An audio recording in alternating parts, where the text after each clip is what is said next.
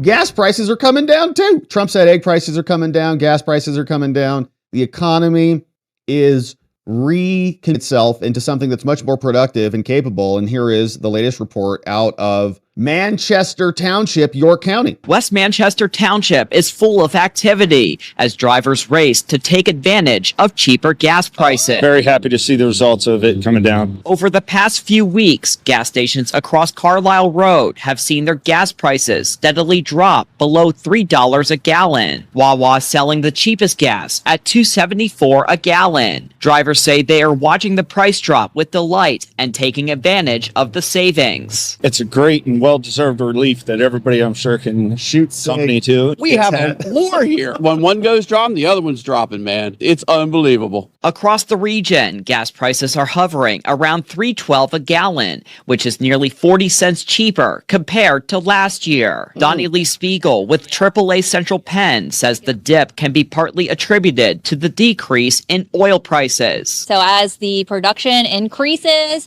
our demand has been on point for this time of year. All right. Good report over there from Rapid Response 47. They posted that over on X. And we're going to see more of that as the country continues to emerge from its government addiction and lives a much healthier life. Now, simultaneously, Elon, that dictator, is rescuing stranded astronauts in space. What a terrible person.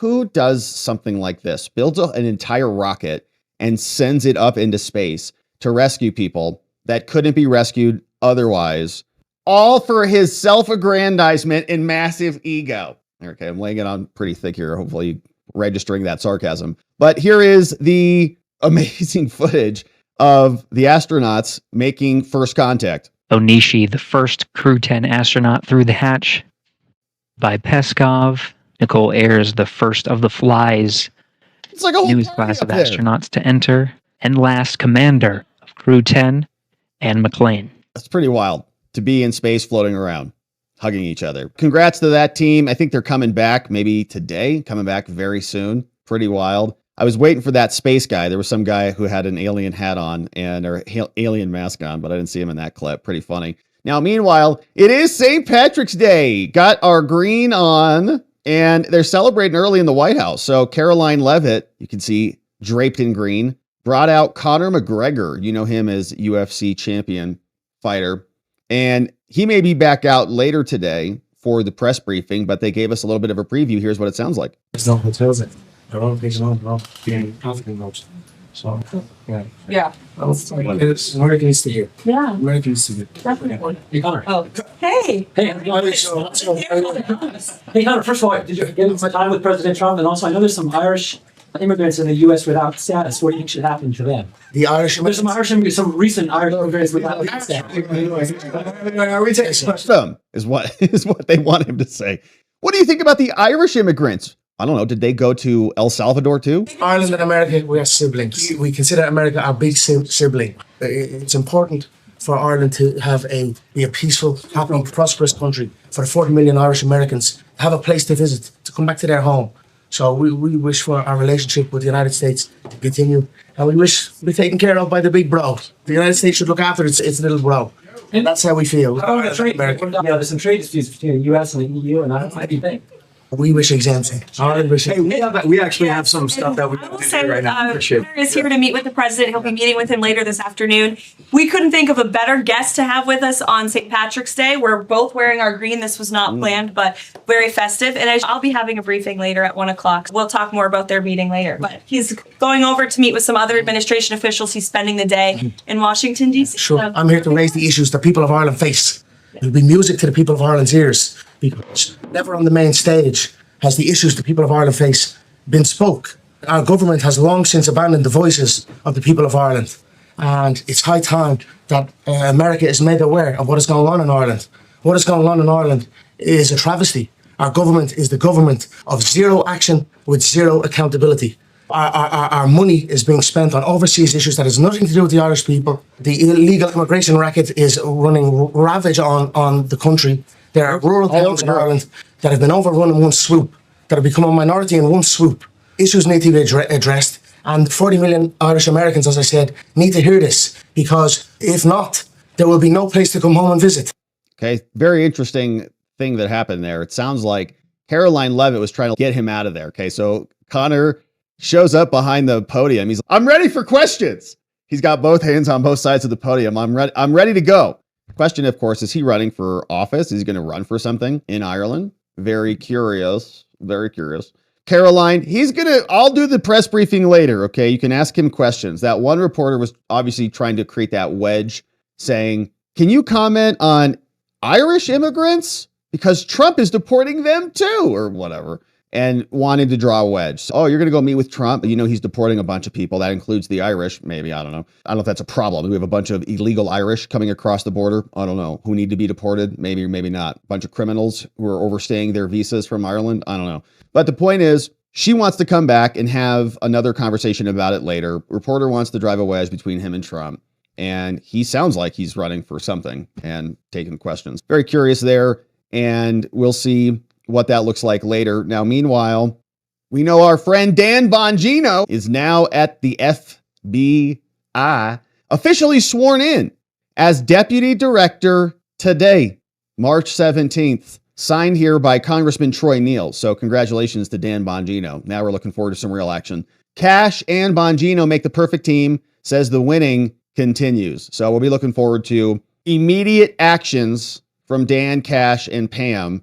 And maybe that's what they just needed to get really things going. They're like, we should just wait for Dan to get here. Shouldn't we wait for Dan, says Cash? They've got all these Epstein files. They've got all the RFK, JFK files. They've got everything that happened on January 6th. It's all ready to go. They're just waiting for Dan. All right, so Dan will just publish. He'll press publish, and then hopefully we get the documents. All right, now meanwhile, Marco Rubio was commenting with Margaret, I think was her name, and she was asking him about that other person who's being deported, Khalil, who came over, became a permanent resident, and then brought with him his foreign conflict to try to smear it in the faces of everybody in America. We got our own problems here. We don't need to import people from anywhere in the world who are going to cause more problems inside of America. That's the point. When you come to America, you should be providing value to the country, not coming here and litigating your conflicts. And again, I don't care what conflict it is. I don't care who comes here. If you jaywalk and you're not a citizen yet, if you look across the street wrong, you're on high alert. We've got an immigration problem here. So to come here, cause a bunch of problems, and then claim that you're entitled to all the protections and all the privileges of America as you're here trying to undermine American sanctity, not welcome. Thanks, though. Here is what Rubio said about that. I want to ask you about a decision you made to revoke a student visa for someone at Columbia University this past week. The Wall Street Journal editorial board writes, the administration needs to be careful. It's targeting real promoters of terrorism, not breaking the great promise of a green card by deporting anyone with controversial political views. Can you substantiate any form of material support for terrorism, specifically to Hamas, from this Columbia student? Or was it simply that he was espousing a controversial political point of view? Okay, so that's not the standard. Okay, that's her standard. You can only revoke visas if they're offering material support for Hamas. Well, that's the standard. I guess we didn't meet that standard, Margaret. So I guess we can't do anything that you want. Let's see what Rubio says. Well, not just the student. We're going to do more. In fact, we every day now we're approving visa revocations. And if that visa led to a green card, the green card process as well. And here's why. It's very simple.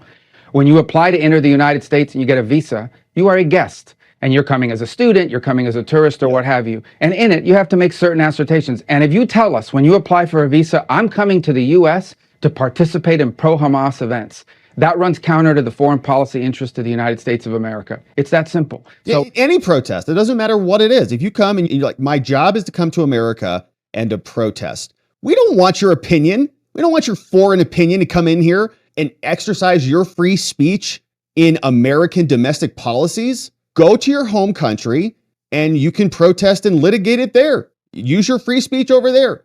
Our free speech is for American interests, not so you can send your foreigners into our country and have them use our free speech to promote your foreign interests using our system. You lied. You came. If you had told us that you were going to do that, we never would have given you the visa. Now you're here. Now you do it. So you lied to us. Yep. You're out. It's that simple. But it's is that there straightforward. Yeah, and it's just like a house guest. You invite somebody over for dinner and they start talking crap about your food or causing a conflict between you and everybody else at the dinner table. They're not invited back and you throw them out. But is there any evidence of a link to terrorism, or is it just his point of view? Yeah, they take over.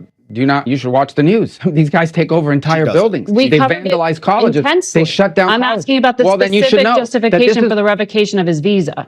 Was the there any specific evidence of individual material was the support for spokesperson, terrorism? was the negotiator negotiating on behalf of people that took over a campus, that vandalized buildings? Negotiating over what? That's a crime in and of itself. Right. That they're involved in being the negotiator, the spokesperson, this, that, the other. We don't want it. We don't need these people in our country. We never should have allowed them in the first place. We don't need them. If he had told us, I'm going over there and I'm going over there to become the spokesperson and one of the leaders of a movement that's going to turn one of your allegedly elite colleges upside down, people can't even go to school, library buildings being vandalized, we never would have let him in. Get out. We never would have let him in to begin with. And now that he's doing it and he's here, he's going to leave, and so are others, and we're going to keep doing it. And by the way, I find it ironic that a lot of these people out there defending the First Amendment speech, alleged free speech rights of these Hamas sympathizers, they had no problem, pressuring social media to censor American political speech. I think it's ironic and hypocritical, but the bottom line is this. They still are. Okay, all of these people at these like colleges, it's our free speech rights and all that stuff. What are you talking about?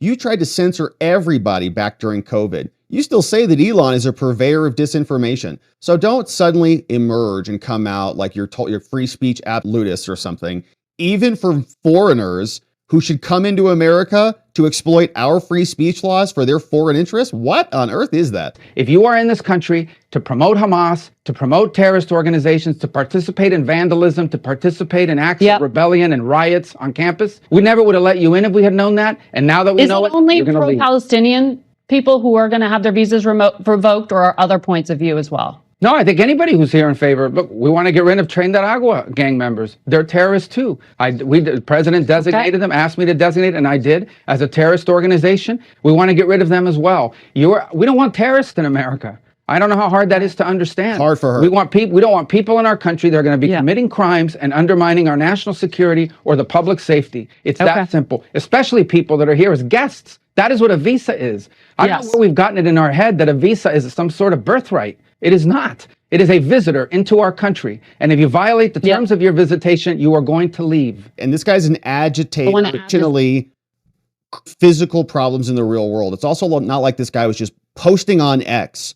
He didn't just have a blog or something, right? It's causing physical repercussions in the schools. We don't need to import problems. We have enough problems in this country on our own. And it's nice to see Rubio say, yeah, it doesn't matter. If there's a bunch of Jews doing the same thing or pro-Israel people doing the same thing, they revoke them too. Doesn't matter what it is. Okay, if you're in this country, you're here on the good grace of America for the interest of America. We let you in to play nice. But if you're going to come in here and try to commandeer our country, and I don't care in what form it looks like, it's not appropriate. You should not be usurping America for foreign interest, no matter what it is. So to see Rubio out explaining accordingly,